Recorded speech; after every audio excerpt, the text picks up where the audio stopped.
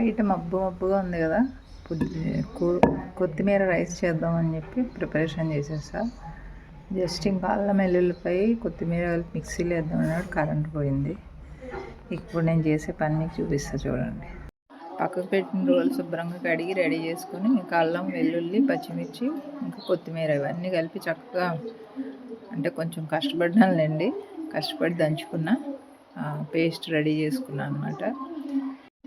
Current పోయినప్పుడు అప్పుడప్పుడు ఇలాంటి విచిత్రాలు జరుగుతుండే అనమాట. రోల్ అవైలబుల్ ఉంది కాబట్టి ఇక కొంచెం నెయ్యి, కొంచెం నూనె, కొన్ని గరం మసాలా సామాన్లు, ఉల్లిపాయలు, ఒక టమాటా, మనం రెడీ చేసి పెట్టుకున్న పేస్టు, కొన్ని పచ్చి బఠానీలు, ధనియాలు, జీలకర్ర పొడి ఇవన్నీ వేసేసుకొని బియ్యం కూడా ఒక 2 నిమిషాలు వేయించి కొంచెం వేడి చేసుకున్న నీళ్ళు పోసాను అనమాట, ఫాస్ట్గా అయిపోతుందని. చూడండి, కలర్ఫుల్గా ఇంకా టేస్ట్గా కూడా రెడీ అయిపోయింది. దీంట్లో paneer curry combination. Thank you.